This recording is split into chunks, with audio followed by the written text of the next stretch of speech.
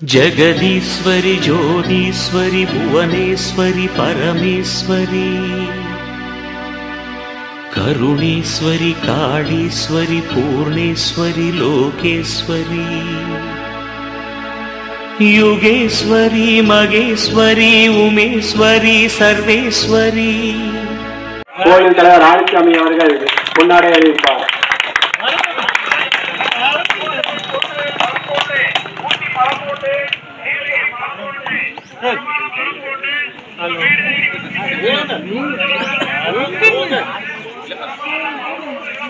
தற்போது சூலூர் தேவாங்க முன்னேற்ற அமைப்பு சூலூர் வட்டார தலைவர் திரு விளம்பரம் ராமசாமி அவர்களுக்கு கோயில் துணைத் தலைவர் ராஜமாணிக்கம் அவர்கள் பொன்னாடை சாலை அளிப்பார்.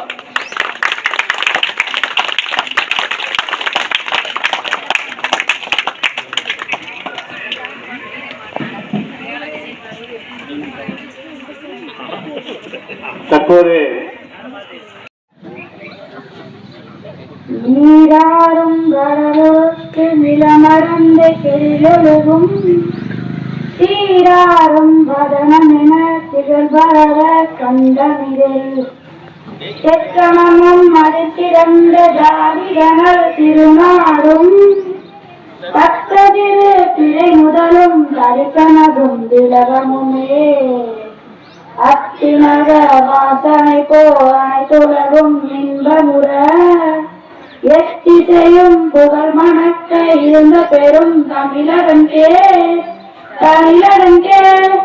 உன் சீரிலமை திறந்தியந்து செய்ய பறந்து வாழ்த்துதுமே வாழ்த்துதுமே வாழ்த்துதுமே.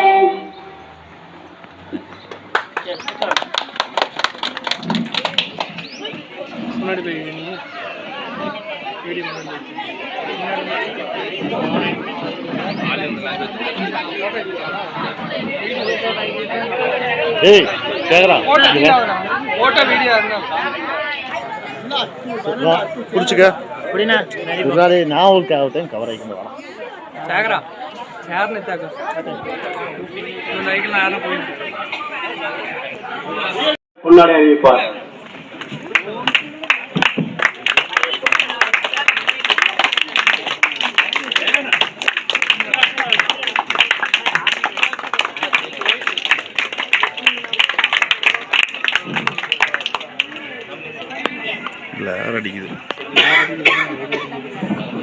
தேவாங்க முன்னேற்ற அமைப்பின் தலைவர் திரு விஜயகுமார் அவர்கள் தலைமுறை ஆற்றுவார்.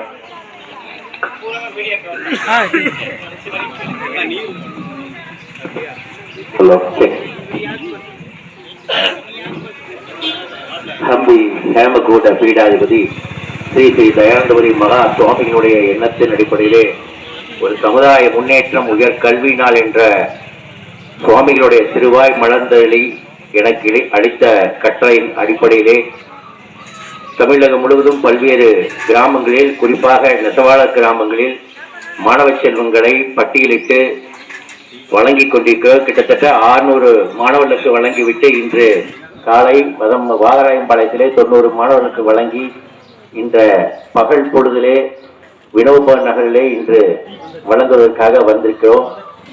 இந்த நிகழ்ச்சியானது சேத்குருடைய அருளாசியோடு, தேவல முனிவருடைய அருளாசியோடு, எனது அன்னை அபிராம சுந்தரி ராமலிங்க சௌடேஸ்வரி அருளாசியோடு இந்த மேடையில வீட்டிருக்கின்ற உங்களுடைய திருக்கோயிலுடைய தலைமை பொறுப்பாளர்கள் ஆறுமுகசாமி அவர்களே, பொருளாளர் வெள்ளிங்கிரி அவர்களே மற்றும் நிர்வாக கமிட்டி செந்தில்குமார் அவர்களே, ஆறுமுகம் அவர்களே, பழனிசாமி அவர்களே, கதிர்வேல் அவர்களே, ராஜமாணிக்கம் அவர்களே, பூசாரி முத்துக்குமார் அவர்களே, செல்வராஜ் அவர்களே, விழாவின் ஒருங்கிணைப்பாளரும் எனது நீண்டகால நண்பரும் போராட்ட குணமுடைய புயல் கணேசன் அவர்களே, என்னோடு இந்த விழாவிலே கலந்து கொண்டிருக்கின்ற தேவாங்க முன்னேற்ற அமைப்பினுடைய மாநில வழக்கறிஞர் இன்று வர வேண்டும் என்று ஆசைப்பட்டார். பல்வேறு அலுவல் காரணமாக சோமனூர் நிகழ்ச்சிக்கு வந்து கொண்டிருக்கிறார்.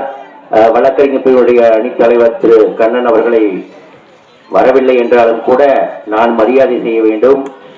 கௌரவ தலைவர் திரு டாக்டர் ராமச்சந்திரன் அவர்கள் மனதால் அவருடைய குலக்கோயில் கும்பாபிஷேக திருப்பணிகள் அருகிலே வந்திருக்கின்ற காரணத்தால் வர இயலவில்லை என்ற கருத்தை இங்கே பதிவு செய்ய சொல்லியிருக்கிறார்.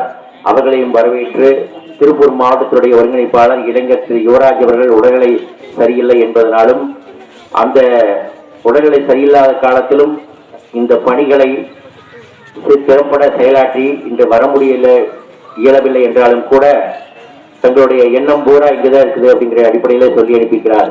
இப்போது என்னோடு இந்த சூலூர் தாலுகாவிலே இணைந்து செயல்பட்டுக் கொண்டிருக்கின்ற ஆற்றல் மிக்க சகோதரர் திரு விளம்பரம் ராமசாமி அவர்களே, இது சூலூர் தாலுகாவினுடைய ஒருங்கிணைப்பாளர் மற்றும் செல்வராஜ் அவர்களே, ஏனைய திருக்கோயில் நிர்வாகிகளே, இளைஞர்களே, என்னோடு எனக்கு எதிராக அமர்ந்திருக்கின்ற நாளை வரலாற்றை மாற்றி அமைக்கக்கூடிய சக்தி படைத்த இளவரசிகளே, இளவரசர்களே, மாணவ செல்வங்களே, மாணவிகளே, இது போன்று உங்கள்கிட்ட யாரும் சொல்லியிருக்க மாட்டாங்க. அதனால சிரிப்பு அதிகமா வருது. அதனால இவர்களை பெற்றவர்களே, தாய் தந்தையர்களே, இப்பகுதியினுடைய நெசவாளர் பெருந்தகைகளே, என்னிலும் உயர்ந்த தேவாங்க சொந்தங்களே, உங்கள் அனைவரையும் பகல் பொழுது வணக்கத்தை தெரிவித்துக் கொண்டு என்னுடைய சிற்றுரையை துவக்குகிறேன். என்னமோ கல்வி நலத்திட்ட விழா என்னமோ பெருசா கொடுக்க போறாங்கன்ட்டு ஒரு மாசமா பட்டியல் எடுத்து கடைசியில பார்த்தா இவங்க ஏதோ பேக்கை கொடுத்துட்டு போறானுங்க. நாங்க ஏதோ பெரிய கல்வி நிதி கிடைக்குமேன்னு ஆசைப்பட்டு பேரை கொடுத்தோம். கடைசியில ஏதோ ஒரு பேக். இந்த பேக் நம்ம கல்வி உயர்த்துமா, சமுதாய முன்னேற்றம் அடையுமா? எங்க நிறைய பேர் கேள்வி கேட்டிருக்காங்க. அதுல பட்டியல் எடுத்து போனவங்களுக்கு தான் அந்த கேள்வி எல்லாம் வந்திருக்குது. நம்ம மக்கள் கேட்டிருக்காங்க. அதுக்கு நான் விளக்கு கொடுக்க கடமைப்பட்டுக்கிறேன். இந்த பேக் ஆனது யார் கொடுக்குறா, முதல்ல அதை சொல்லிடணும். இந்த பிளக்ஸ்ல பாத்தீங்கன்னா பால் எம்எஸ்ஆர்ங்கிற ஒரு பெயர் இருக்கு, பாத்துக்கீங்களா பின்னாடி? அந்த பால் எம்எஸ்ஆர்ங்கிறது யார், எதுக்காக இந்த பேக் கொடுக்குறாங்க அப்படிங்கிறதுக்கு விளக்கம் கொடுக்கணும். பால் எம்எஸ்ஆர்ங்கிறது தெய்வத்திரு பழனியம்மாள் எம்எஸ் ராஜகோபால், அவருடைய தவப்புதல்வர் சீனிவாசன், அமெரிக்கன் சிட்டிசன்ஷிப், தேவாங்கர், கன்னடியர். 750 சம்பளத்துக்கு போனார். இன்னைக்கு அமெரிக்காவில் போன கம்பெனியை விலைக்கு வாங்கிட்டார் முயற்சினால. எதனால? படிப்பு. அப்ப அவர் என்ன சொல்றாருன்னா, நான் எனக்கு கிடைத்தது, என்னால் கிடைத்ததை நான் 4 கன்னட தேவாங்க மக்களுமே கொடுக்குறேன், அவங்களும் முன்னேறி வருங்கிற அடிப்படையில் கிட்டத்தட்ட தேவாங்க முன்னேற்ற அமைப்புக்கு 5 லட்சம் ரூபாய் உள்ள மதிப்புள்ள டார்கெட் பிக்ஸ் பண்ணி 1200 மாணவர்களுக்கு பட்டியல் கொடுத்துக்கிறோம். 600க்கு கொடுத்தாச்சு. இன்னைக்கு காலையிலிருந்து 90, இப்போ ஒரு 90, கிட்டத்தட்ட 780 மாணவர்களுக்கு இன்று நாங்க கொடுக்கிறோம். கொடுத்தது போக சொல்றேன், அது மொத்த கவுண்ட் 780. 5 லட்சங்கிறது தேவாங்க சமுதாயத்துல யார் கொடுக்குற இன்னைக்கு? அந்த அளவுக்கு ஆர்வம் ஏன் வந்தது? இந்த பேக் ஒரு கல்வி மாற்றம் கொடுக்குமா? ரைட். இன்னைக்கு எத்தனை பேர் ஆங்கில கல்வியில் இருக்கிறீங்க, எத்தனை பேர் தமிழ் அரசு பள்ளிக்கூடத்தில் படிக்கிறீங்க எனக்கு தெரியாது. ஆனாலும் ஆங்கில கல்வியில படிக்கிறவங்க எப்படியாவது பேரண்ட்ஸ் கிட்ட பணத்தை வாங்கி பேக்கை வாங்கிட்டு நம்ம ஜம்முன்னு ஷோல்டர் பேக் போட்டு போறோம், கௌரவமா போறோம், கம்பீரமா போறோம். ஆனா அரசு பாடத்திட்டத்தில் படிக்கிற மாணவர்களுக்கு வளப்பையும் தோல்பையும், இந்த தோல்பை கைக்கூடை வழியை சுமந்து கொண்டு போகின்ற அந்த மாணவன், அதுக்கு அருகிலே அதே அரசு பள்ளியில படிக்கிற மாணவன் ஒரு பேக் அவங்க அப்பா வாங்கி கொடுத்துருக்கலாம். இருக்குதா? பேக் போட்ட அரசு பள்ளியில போற மாணவனும் உண்டு, பேக் போடாம வளப்பை எடுத்துட்டு போற மாணவனும் உண்டு. பார்த்துருக்கீங்களா இல்லையா? அப்போ நான் சொல்ல வர்றது அரசு பள்ளிக்கு தான் இப்ப சொல்ல வர்றேன். அப்போ நம்ம பையன் பேக் இல்லாம பையோட போறப்போ, எனக்கு இந்த மாதிரி ஒரு பேக் கிடைச்சா நான் இன்னும் நல்லா வந்துருவேன், என்னுடைய சிந்தனைகள் இன்னும் மாறுமே, படிப்புல கவனம் செலுத்துமே, எனக்கு யாராவது வாங்கி தருவாங்களா, எங்க குடும்பத்துடைய வாழ்வாதாரம் இப்படித்தான் இருக்கு அப்படிங்கிற அந்த ஒற்றை சிந்தனையை போக்குவதற்காகத்தான் அந்த தம்பிக்கு பேக் கொடுக்குறோம். அது கூட உங்களுக்கும் கொடுக்குறோம். என்ன காரணம்னா, ஒரு மாணவனுடைய எண்ணம் மாற்றமானால் அடுத்த எண்ணம் எதுவா இருக்கும்? ஒரு கவலையை போக்குனா, ஒரு சிந்தனையை போக்குனா அந்த மூளை என்னவாக வேலை செய்யும்? அடுத்து புத்துணர்ச்சி தானே பெறும். உண்மையா இல்லையா? உண்மையா இல்லைங்களா?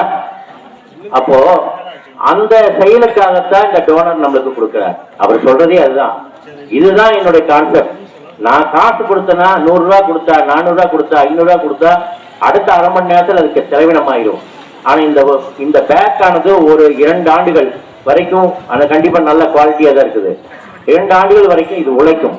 அப்போ அந்த காலம் வரைக்கும் நம்மளோட சிந்தனைகள், நாம் அழகா ஒரு மிடுக்கா, அது சொல்ல போனா நான் இன்னைக்கு ஒரு மிடுக்கா நிக்கிறேன்னா, நானும் ஓட்ட டவுசர் போட்டு போனவன் தான். 1970 நான் பிறந்து மேட்டங்காடு, அதாவது திருப்பூர்ல நான் ஒரு சாதாரண ஒரு பள்ளி எலிமெண்டரி ஸ்கூல்ல படிச்சோம்னா எனக்கு அன்னைக்கெல்லாம் காக்கி பை காக்கி டவுசரு இப்படியெல்லாம் இருந்து நாம் இப்போ மேலே வந்துருக்குன்னா அதுக்கு உண்டான காரணம் என்ன? நம்மளுடைய ஊக்கம், நாம் நம்ம வளர்க்க வேண்டும், வாழ வேண்டும், அடுத்தவங்களுக்கு உதாரணமா இருக்கணுங்கிற ஒரு மிடுக்காய் இப்ப நாங்க வந்து உங்க முன்னாடி நிக்கிறேன்னா இதெல்லாம் தான் அவருடைய எண்ணத்தில் இருக்குது. சீனிவாசன் அவர் தான் இது கொடுத்திருக்காரு.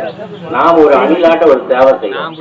அவர் கொடுக்கறத ஒரு பேக் கூட மிஸ் ஆகாம ஒரு ஒரு ஒரு கதை இருக்கு. ஒரு மணிக்கட்டி கொடுத்தா 10 கை மாறினா எவ்வளவு இருக்கும் சொல்லுங்க? 1 இன்ச்சில் ஒரு பனிக்கட்டி கொடுக்குறோம் அல்லது உங்க கையில ஒரு அளவுக்கு கொடுக்குறோம், 10 weight போனா எப்படி இருக்கும்? குறையுமா குறையாதா? ஆனா இந்த பேக் கொடுத்து லிஸ்ட் குறைஞ்சிருக்கான்னு கேளுங்க கணேசன் கூப்பிட்டு உரத்த கேளுங்க. உரிமை உங்களுக்கு இருக்கு, இது உங்கள் மேலை. குறைஞ்சிக்கிற கணேசன் லிஸ்ட் அப்படியே தான் இருக்கு. ஆனா பேக் பத்தலிங்கிறீங்களா? ரைட். அவர் லிஸ்ட் கொடுத்தது நாங்க குறைக்கல, லிஸ்ட் கொடுத்ததை விட கேட்கிறாங்க. ரைட், ஓகே, அது தப்பு இல்ல. ஆனால் கொடுத்தது குறைச்சமா? இல்ல. கொடுத்தது எங்க வந்தது? இங்கேயே வந்தது, எங்கிட்ட வரல. அதுதான் தேவாங்கர் முன்னேற்றம். இப்ப நாங்க 1 ரூபா கூட ஒருத்தத்தை வாங்குறது இல்ல. நாங்க யாசகம் பெறுகிறோம். எதுக்காக? மாணவர்கள் அடுத்த ஜெனரேஷன் நல்ல மாற்றத்தை கொண்டு வரவங்களுக்காக. விஜயகுமார் யாசகம் பெற்றுக்கொண்டே இருக்கிறேன். என்னால நிறைய மாணவர்கள் பலனடைஞ்சிருக்காங்க. உங்களுக்கு தெரியாது, கணேசனுக்கு தெரியும். இன்னைக்கு உங்களுக்கு தெரியுற மாதிரி பேக் கொடுக்கிறோம். அதுவும் ஒரு யாசகம் தான். ஒரு டோனர்கிட்ட போய் அவர் மனசு நோகாம அவர் கொடுத்த பொருளை நாங்கள் ஒரு துளி சேதாரமாகாம பெனிஃபிஷரிக்கு, யார் பெனிஃபிஷரியா? ஸ்டூடெண்ட். உங்களுக்கு உங்களை திருப்திப்படுத்துவதற்காக நேரடியாக கொடுக்க வந்திருக்குன்னா அது எவ்வளவு பெரிய காரியம். அது நினைச்சு பாருங்க. ஒருத்தர் கொடுக்குறாருன்னா அது ஈஸியா வாங்க முடியாது. அவரை நம்ப வைக்கணும் நாங்க. அதனால இந்த பேக் நம் வாழ்க்கையை முன்னேற்றம் செய்யுமான்னா உங்களோட சிந்தனைகளை முன்னேற்றம் செய்யும். உங்களோட படிப்புக்கு வந்து ஒரு முன்னேற்றத்தை, ஒரு என்ன சொல்றதுன்னா, ஒரு செய்து அப்புறம் பேசிக்கலாமே, கஷ்டப்பட்டு வந்துருக்கிறோம்.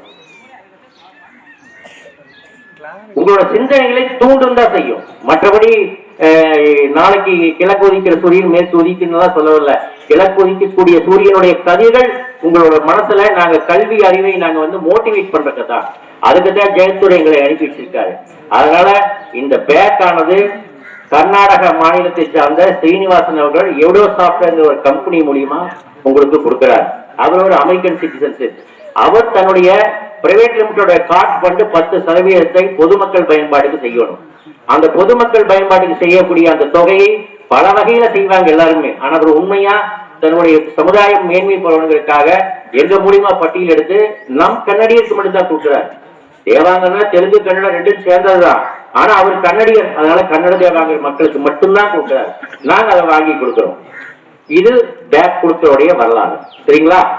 இப்ப பேக் வாங்கிட்டோம், படிக்கிறோம். 1 to 9 வரைக்கும் இருக்க குழந்தைகள் விளையாட்டு பிள்ளைகள். ஆனா 1 to 9 வரைக்கும் நீங்க என்ன பண்ணணும்? கணக்கை அவசியம் படிக்கணும். எத்தனை பேர் கணக்கு பிடிக்க கை தூக்குங்க? 90% பேருக்கு கணக்கு பிடிக்காது. கல்லூரிக்கு போகக்கூடிய மாணவர்கள் முதற்கொண்டு நீங்க எல்லாம் வந்து பிடிக்காதுன்னு சொல்றீங்க. ரைட், சந்தோஷம். இனி பிடிக்கிற மாதிரி படிங்க. எதுக்காக சொல்றேன்னா, ஒரு வாழ்க்கை நடைமுறைக்கு கணக்கு அவசியம். 10+2 எவ்வளவு? 12 சொல்ல தெரியாம உடனே கால்குலேட்டர் எடுத்து போடுறோம் கூட்டத்துக்கு. 10 எளிமையான கூட்டல். 10 எப்ப 10 ரூபா 2 ரூபா மிச்சம் ஆகுது, அந்த கால்குலேட்டர் மிச்ச காசு வாங்கணும். எவ்வளவு உடனே கால்குலேட்டர் எடுத்து தட்டுறோம். 8 ரூபா நீங்க கொடுங்கன்னு கேட்கிறோம். இதல்ல யதார்த்த நடைமுறை. நாம் வந்து வாழ்க்கை கல்வியில கணக்கு தெரிஞ்சுக்கணும். பெற்றோர்கள் சொல்லி தரதில்லை. என்ன பண்றது? செல்போன் யுகம். யார் சொன்னாலும் கேட்கறது இல்ல. அதுவே கண்ணு முன்னாடியே நிக்கிறது இல்ல. 10+2 12 போடுது, 10 - 2 8 போடுது. இது அது சொல்ல வேலை கடமை செய்யுது. அது வந்து எலக்ட்ரானிக் யுகம். ஆனா நீங்கள் வாழ்க்கை கல்வியில நீ மேல மேல போகணும்னா கணக்கு அவசியம். இது வாழ்க்கை நடைமுறைக்காக. 10, 11, 12 சொல்றவங்களுக்கு இல்ல இருக்கிறீங்க. +1 +2 ஸ்டூடெண்ட்ஸ் நிறைய இருக்கிறீங்க. நீங்கெல்லாம் 10th முடிச்சோன்னா டிப்ளமோக்கு போகலாம், ஐடி படிக்கலாம், அல்லது டிப்ளமோ கோர்ஸுக்கு போகலாம். ரெண்டுமே இருக்குது. 10th முடிச்சவங்களுக்கு +1 +2ங்கிறது அடுத்து வந்து நீங்க அப்கிரேடு யூஜி பிஜி, அதுக்கு அடுத்து வந்து மாஸ்டர் டிகிரி, அதுக்கு அடுத்தது நீடு, ஜேடபிள்யூ அப்படி எல்லாம் இருக்கு.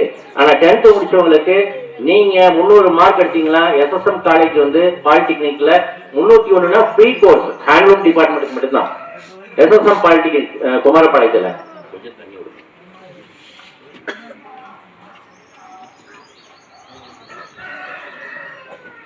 SSM குமாரபாளையத்துல அவர் வந்து 301 மார்க்குனாலே ஃப்ரீயா கொடுக்குறாரு. அது ஹேண்ட்லூம் செக்டார் மட்டும்தான் தர்றாரு.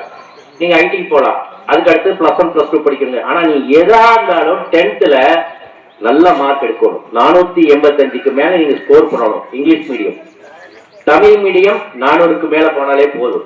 எதுக்காக நான் சொல்றேன்னா, நீங்க அடுத்தது வந்து 10 முடிச்சுட்டு +1 +2 கோர்ஸுக்கு போறப்ப தனியார் மெட்ரிகுலேஷன் போவீங்க. அப்ப உங்களை வரவேற்கிறது பதாகையில் போட்டிருப்பாங்க, பர்சன்டேஜ் போட்டிருப்பாங்க. அது ராஜேஸ்வரியா இருக்கலாம், மல்லிகா கூட இருக்கலாம். ஆனா அந்த மார்க் தான் அங்க பேசுது. 485 மார்க்குக்கு மேல போறவங்களுக்கு பெற்றோர்களுடைய பாக்கெட் மணி குறைவு ஃபீஸ். அப்ப நீங்க என்ன பண்ணணும், அந்த மார்க் ரேஸ்ல ஓடிட்டே இருக்கணும். நீங்க என்ன நினைப்பீங்க, மார்க் ஒரு மனிதனை என்ன சொல்றது திறமையானவன் ஆக்குறதா? நீங்க என்ன சொல்வீங்க, சிலர்லாம் பார்த்தா கை நாட்டுதான் நல்லா முன்னேறி கோடிக்கணக்கான சம்பாதிக்கிறாங்க, நாமெல்லாம் மார்க் கோல்டு மெடல் எடுத்தவங்கலாம் சாதாரண மாடு மேய்க்கிறான் பிடிக்கிறாங்கள சொல்லுவீங்க. மாடு மேய்க்கிறது ஒரு குற்றம் கிடையாது, அது நல்ல தொழில் தான், அருமையான அக்ரிகல்ச்சர் தொழில். ஆனாலும் இந்த வாழ்க்கையல்ல இன்னைக்கு நடக்கக்கூடிய வாழ்க்கை சூழல்ல மார்க் தான் நம்மளை வந்து முதன்மைப்படுத்துது. இந்த 485 மார்க் 10th எடுத்துட்டீங்கன்னா உங்களுக்கு வந்து 60% 70% ஃபீஸே கிடையாது. 30% தான் ஃபீஸ் வாங்குறாங்க. அதே 90க்கு மேல போயிட்டீங்கன்னா தத்து எடுத்துடுறாங்க +1 +2க்கு. நீங்க உங்க அப்பாவோட செலவே இல்லாம விரும்புற கோர்ஸை படிச்சுட்டு +1 +2 முடிச்சுட்டு வந்துடலாம். அதுலயும் நல்ல மார்க் எடுக்கணும். 3 சப்ஜெக்ட் முக்கியம், மேத்ஸ், சயின்ஸ், ஹிஸ்டரி.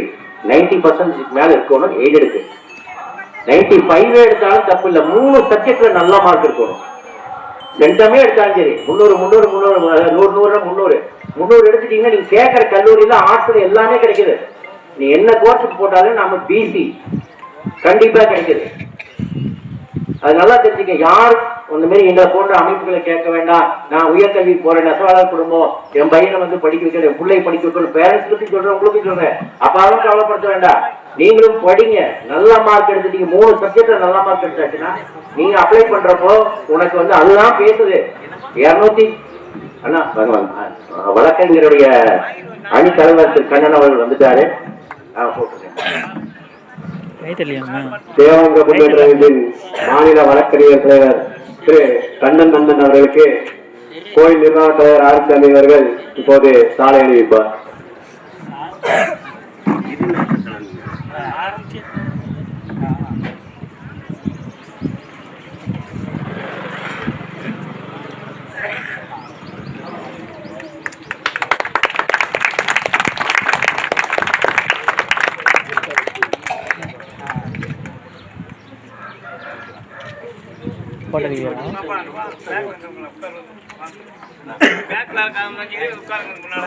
உயர் கணேசன் வரவேற்றார்.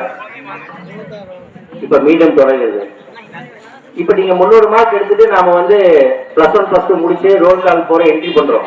அப்ளிகேஷன் முதல்ல அதுதான் நுழைவு. அந்த போர்ட்டல்ல கண்டிப்பா கவனமா கேட்கணும். விளையாட்டு இல்லை, நான் சொல்லி எல்லாத்துக்குமே +1 +2 வந்து நீங்க அப்ளிகேஷன் போடுறப்ப நடக்கிற விஷயங்களை நான் தெளிவா சொல்றேன். நாம் முதல்ல மொழி வழி சிறுபான்மையினர். நம்மளுக்கு என்னன்னு தெரியுமா, நாம் மைனாரிட்டி பீப்புள். உங்களுக்கு எத்தனை பேருக்கு தெரியும் இந்த விஷயம்?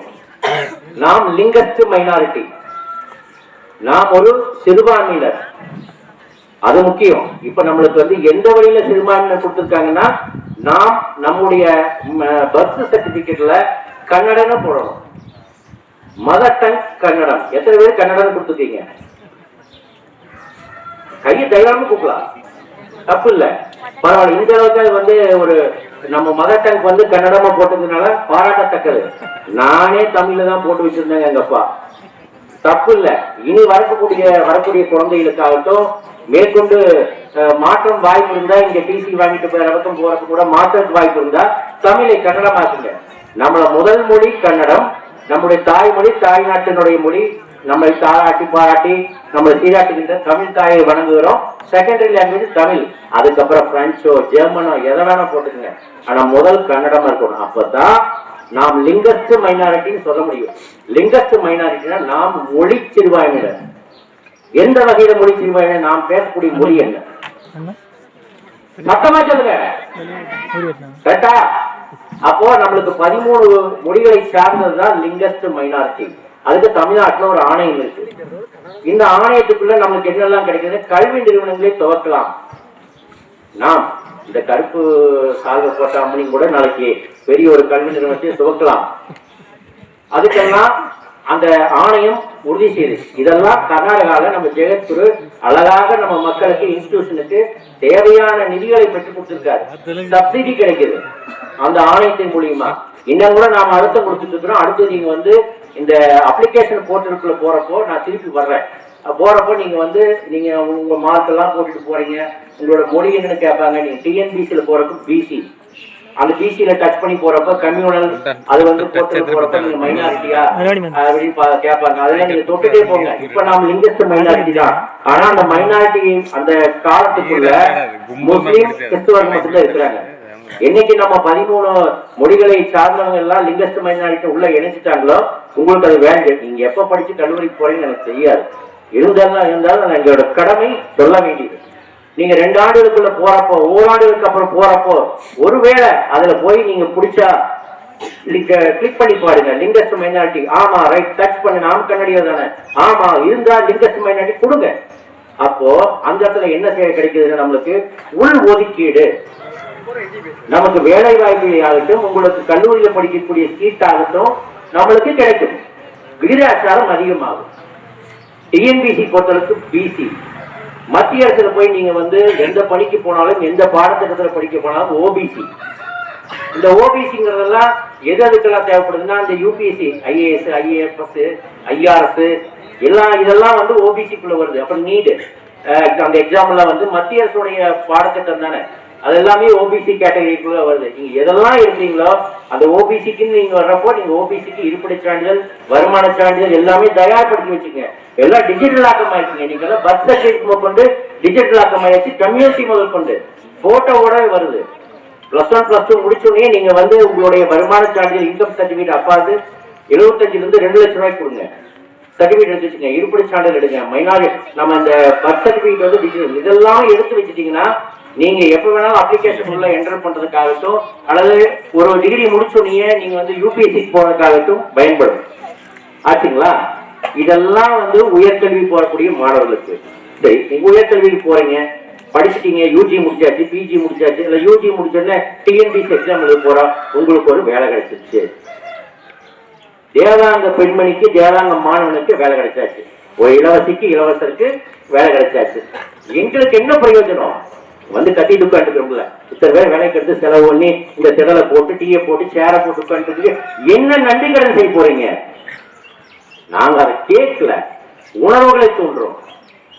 ஒரு சமுதாயம் 10% வாங்கி தன் சமுதாயம் மட்டுமே அனைத்து பதவியில் இருக்கணும்னு நினைக்கக்கூடிய ஒரு சமுதாயம் இடத்துல பின்தள்ளப்பட்ட, ஆட்சி அதிகாரத்தில் பின்தள்ளப்பட்ட, நம்மளுக்கு பிரதிநிதித்துவமே இல்லாத இடத்துல நாம் என்ன செய்யணும்? அதைத்தான் நாங்க யாசிகமா கேட்கிறோம்.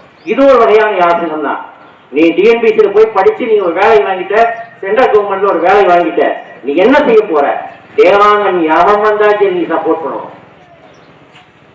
ஒரு தேவாங்கன் முடியல, ஒரு பிரச்சனை, உன்னோட பச்சை கையெழுத்து அவனை அந்த பிரச்சனையை தீர்க்கும். காசு தர வேண்டாம். நீ படிச்சு அதிகாரத்தில் உட்கார்ந்தீங்கன்னா அந்த அதிகாரம் தான் அவனை மேன்மைப்படுத்துது.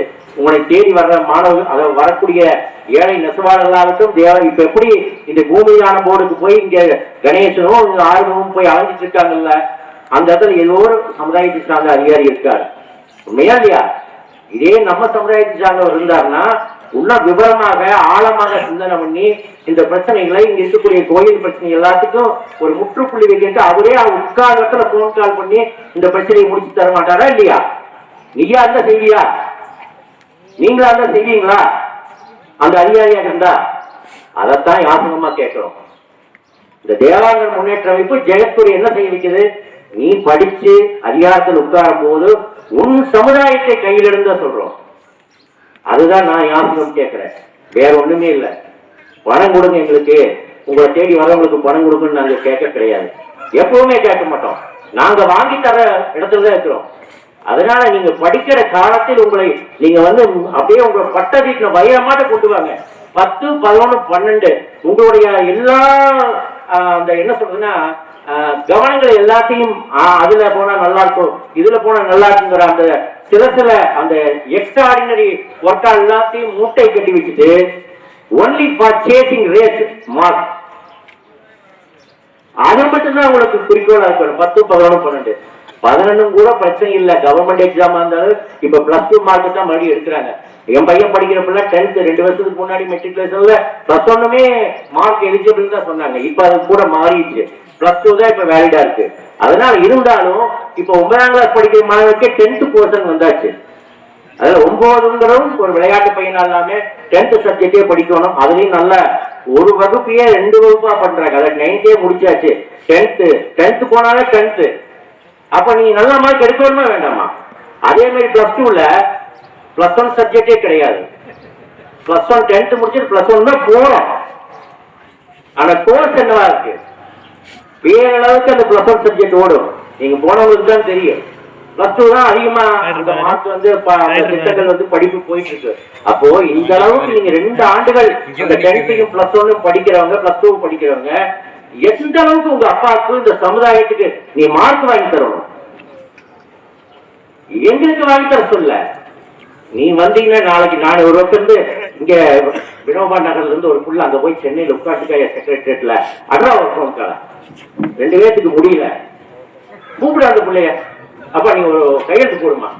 இல்ல அவன் வந்தா நம்ம பார்த்து கொடுத்து சொல்றதுக்கு எங்களுக்கு ஒரு வாய்ப்பு வருமா இல்லையா? இதுக்குதான் நாங்க வந்திருக்கிறோம். நீங்க செய்வீங்களா? கண்டிப்பா உரத்த பொருள் சொல்லுங்க. அதுதான் வேற எதுக்கு நாங்க இவ்வளவு கஷ்டப்படுறோம்? அதுதாங்க நான் கேட்க வந்துட்டது. இந்த பேக் கொடுக்கறது ஒரு மோட்டிவேட்.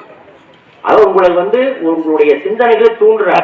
அது எப்படி தூண்டுறாருன்னா, ஒரு கன்னடியன் 750 சம்பளத்துக்கு அமெரிக்கால போய் வேலைக்கு போனாரு. அவர் அந்த கம்பெனியே வாங்கினாரு. இன்னைக்கு அவர் தன் சமுதாயத்துக்கு கொடுக்கிறாரு. நீ நாளைக்கு என்ன இருக்க போற? எனக்கு கேள்வி கேட்டாரு. நான் யாசகம் பண்ண கொடுங்கய்யா, என்னால காசு இல்ல, நீ கொடுக்குற யாசகத்தை நான் கொண்டு சேர்த்தனார். அது எங்க பணி. ஆனா நீங்கெல்லாம் நாளைக்கு அதையே நீங்க மாற்றி உங்களால நல்ல வாழ்க்கையில நல்ல திறமையா சம்பாதிச்சு, இதுல கவர்மெண்ட் எக்ஸாம் மட்டுமே நான் சொல்லிட்டு இருக்கிறேன், கவர்மெண்ட் வேலையை சொல்லிட்டு இருக்கிறேன். இன்னைக்கு தனியார் வேலை வாய்ப்புகளை பல லட்சங்களே சம்பாதிக்கிறாங்க. ஐடி துறையில போய் நல்லா சம்பாதிக்கிறவங்க உண்டு. அது ஒரு வகையான வருமானம். ஆனால் இது திமிரான வருமானம். உண்மையிலே சொல்றேன். டிஆர்ஓ என்ன குறைஞ்சு போச்சு, மாவட்ட ஆட்சியர் என்ன வகையில குறைஞ்சு போச்சு, 50,000 தான் சம்பளம். ஆனா இன்னைக்கு அவரை பணியாளர்கள் யாரும் இல்லை. இதே உங்க ஊர் பிரச்சனைக்கு தாசில்தார் எத்தனை தடவை போய் பார்த்துருக்காங்க? அவரை பணிச்சுதான் நாங்க போய் பார்க்கிறோம். அதைத்தான் சொல்றேன்.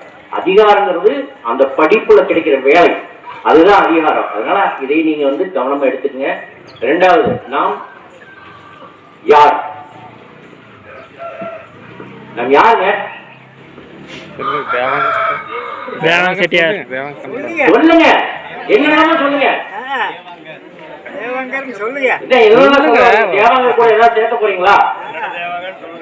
ஒருத்தர் வாய் திறக்க மாட்டேங்க.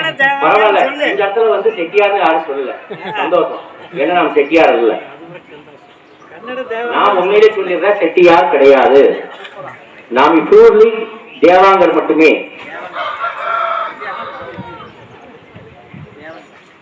இது நம்மளுக்கு யாருக்குமே தெரியாது. நாம் தேவாங்கர் மட்டுமே. நாம் நாட்டுக்கோட்டையாரோ 12ஆரோ அல்லது தெலுங்கு செட்டியாரோ கிடையாது. நாம் பியூர்லி தேவாங்கர் மட்டுமே. எப்படி தேவர் மகான் தெய்வத்தின் மகனுடைய சமுதாயம் தேவன் சொல்றோமோ, அது மாதிரி தேவல முனிவருடைய சமுதாயம் தேவாங்கர் மட்டும்தான் சொல்லணும். ஓகேங்களா? உங்க அப்பா சொல்லிட்டாரு, எங்க தாத்தா சுப்பன் செட்டியாரு, அதுக்கப்புறம் குப்பன் செட்டியாரு அப்படின்னு சொல்லிட்டு நீங்க கொண்டு போகாதீங்க. அந்த வரலாறு விட்டுருங்க. அவங்களுக்கு தெரியாம செட்டியார் சேர்த்திட்டாங்க. நீங்க சௌடேஸ்வரினே சொல்லுங்க. சௌடேஸ்வரியா இருந்தா நான் தேவாங்கர், அதோட நிறுத்துங்க. நாங்க தேவாங்கர் தெய்வ பிராமணால் சொல்லுங்க. அது பெருமை. அது எத்தனை பேருக்கு தெரியும்? நாம் ஒரு பிராமணர் சமுதாயம். அடுத்தது வர்ற சும்மா கிடையாது. வேதம் நம்மளுக்கு குலக்கல்வி, சாஸ்திரம் நம்மளுக்கு குலக்கல்வி, சமஸ்கிருதம் நம்மளுக்கு குலக்கல்வி. அவர் தான் இவரு. இந்த தேவல முனிவர் படத்தை ஏன் இங்கே கொண்டு வச்சிருக்கிறோம்னா, நாங்க போரிடம் எல்லாம் தேவல முனிவர் படம் வருகிறது. காரணம் என்ன? நீ யார், நான் யார், இவருடைய ரத்தம் நகம் தடை. நாம் தேவாங்கன்னு சொல்றோம்ல, தேவாங்கன்னு பேர் எப்படி வந்தது? தெய்வத்துக்கு ஆணை நெய்வதற்கு கொடுக்கப்பட்ட தேவல முனிவர் தான் இவர். சிவபெருமானுடைய மூன்றாவது கண்ணிலிருந்து நெற்றிக்கண்ணிலிருந்து தோற்றுவிக்கப்பட்டவர் தேவாங்கர். அவர் மறுபடி சென்றிருந்த இறைவன்கள் காலத்தில் இவருக்கு ஆடை கொடுத்து அவர் உடம்பை ஆடையால் போர்த்தப்பட்டு பூநூலையும் அணிந்து தோற்றுவிக்கப்பட்டதா தேவல மகரிஷி. இவர் இறைவனுக்கு ஆடை நீதி கொடுத்து பாதாள லோகத்துக்கு சென்று ஆடை நீதி கொடுத்து நேபாள நாட்டிலே மன்னராட்சி புரிந்தவர். நாம் நாடாண்ட பரம்பரை. எத்தனை பேருக்கு தெரியும்? ஒவ்வொரு நெசவாளரும் முதல் தலையில கை வைக்கிறதுக்கு முன்னாடி இவரத்தான் வரணும். அடுத்தது சௌடேஸ்வரி. எத்தனை பேர் தேவல மகரிஷியை வணங்குறீங்க? அவர் தான் நெசவாளரு. இறைவனுக்கே ஆடை நீதி கொடுத்தவர் தேவல மகரிஷி. இதுக்கு ஆடை நீதிக்கு இவர் வெறுங்கையோட தான் படைச்சார். ஆனா அவருக்கு ஒரு மரச்சட்டம் வேணும் இல்லையா? விஸ்வகர்மாவை அழைத்து விஸ்வகர்மா மூலியமாக தங்கம் வைரத்தால் இழைக்கப்பட்ட தரிச்சட்டத்தை கொடுத்து அதுல நெசவு செஞ்சார். நெசவு செய்யறதுக்கு அப்பயே பஞ்சு நூலெல்லாம் பட்டு நூலெல்லாம் சிவபெருமான் வைகுண்டத்துல போய் திருமாலிட்ட போய் நூலை வாங்கிட்டு வாங்குறாரு. இவர்கிட்ட சொல்லி படைக்கப்பட்ட போதே திருமாலிடம் அன்னை லட்சுமி தாயரிடம் தாமரை தண்டில் உள்ள நூலை பெற்று அதில் நெசவு செய் அப்படின்தான் அவருக்கு கட்டளை இட்டார். இன்னைக்கு என்னமா நீங்க கைத்தறி நெசவு பண்றீங்க, எங்க இருந்தோ பாவு வருது, எங்க இருந்தோ சில்க் வருது, எல்லாம் பண்றீங்க. ஆனா அந்த வரலாறுனா தாமரை தண்டினாலான நூல் பஞ்சு. அதை கொடுக்கிறப்ப என்னென்னலாம் சொல்லி கொடுத்தாங்க? இவரை படைக்கப்பட்ட போது பார்வதி அம்மையார், மகனே நீ என்னை எப்போது அழைத்தாலும் வருவாய் என்று சொன்னாள். அவர்தான் பார்வதி ராமலிங்க. வைகுண்டம் சென்று திருமாலிடம் நூலை பெற்று வரும்போது திருமால், மகனே நீ நூலை கொண்டு போவது அரக்கங்கள் வந்து இடையூறு செய்வார்கள், என்னுடைய சக்கராயத்தை தரனார் கொடுத்தார். நூலை பெற்றுட்டு வர்றாரு. மாயாவனங்கிற ஒரு ஊர், அது அன்னைக்கு அயவ அமாவாசை. அமாவாசைங்கிறது என்ன வரலாறுன்னு உங்களுக்கு இப்ப நான் சொல்லியிருப்பேன்.